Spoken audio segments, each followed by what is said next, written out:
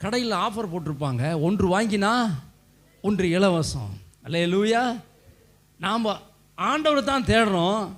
ஆண்டவர் நமக்கு நிம்மதியை மட்டும் கொடுக்கிறார் அப்படின்னு அதோடு நின்று விடுகிறதில்ல, நிம்மதியோடு கூட நமக்கு ஆசீர்வாதம் கொடுக்கிறார்.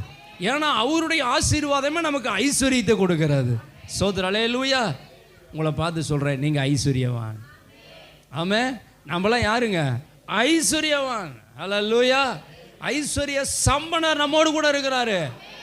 உங்களை பார்த்து சொல்கிறேன், இந்த 2025 கர்த்தர் நம்மளை ஆசீர்வதிப்பார். நாம் ஐஸ்வர்யனாக தான் இருப்போம். அல்லேலூயா.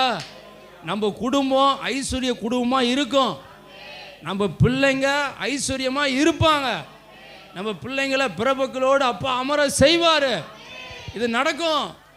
ஏன்னா ஆண்டவர் கூட ஆசீர்வாதத்தை கொடுக்குறவர். என்ன செய்கிறவர்? கூட.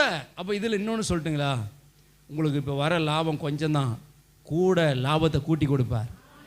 அது எப்படி நடக்குன்னு தெரியாது, கர்த்தர் செய்ய போகிறார். இப்போ வருகிற வருமானம் உங்களுக்கு கொஞ்சம் தான், அதில் கூட ஆண்டவர் கூட்டி கொடுப்பார். இது நடக்கும் பாருங்க, இது நடக்கும். கர்த்தர் செய்வார். அந்த ஆசீர்வாதம் நமக்கு தங்கும். நம்ம வீட்டில் இனி அப்பா கொடுக்குற ஆசீர்வாதம் தங்கும். உங்களுக்கு இன்னொன்று சொல்லட்டுங்களா, உங்களுக்கு நல்ல காலம் பிறக்குது. இனி நல்லதாகவே நடக்கும். உண்மைங்க, நிச்சயமாக கர்த்தர் செய்ய போகிறாரு.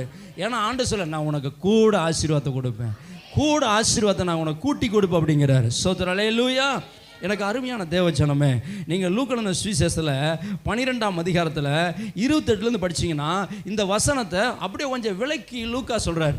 என்ன சொல்றாரு? படிங்க. இப்படி இருக்க அற்ப விசுவாசிகளே, இன்றைக்கு காட்டிலிருந்து நாளைக்கு அடுப்பிலே போடப்படுகிற, பாருங்க, இன்றைக்கு காட்டிலிருந்து நாளைக்கு அடுப்பிலே போடப்படுகிற புல்லுக்கு தேவன் இவ்விதமாய், உண்மைதானே, புல்லுக்கு பாருங்க, பூ எவ்வளவு அழகா ஆண்டவர் படைக்கிறாரு.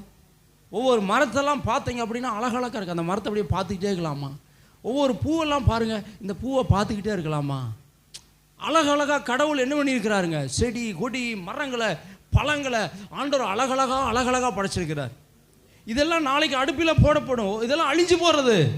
ஆனால் படிங்க, தேவன் இவ்விதமாக உடுத்துவித்தால், இதுக்கு விதமாய் உடுத்துவித்தால், உங்களுக்கு உடுத்துவிப்பது அதிக நிச்சயம் அல்லவா? உங்களுக்கு தேவ பிள்ளைகளாய் இயேசுவின் இரத்தத்தினாலே கழுவப்பட்ட அவருடைய ரட்சிப்பை பெற்றுகிற, அவருடைய கிருபை பெற்றுகிற, அவருடைய அபிஷேகத்தை பெற்றுகிற, அவருடைய வல்லமையை பெற்றுகிற உங்களுக்கு உடுத்துவிப்பது அதிக நிச்சயம். கரங்களை தட்டி எஸ் ஹல்லேலூயா.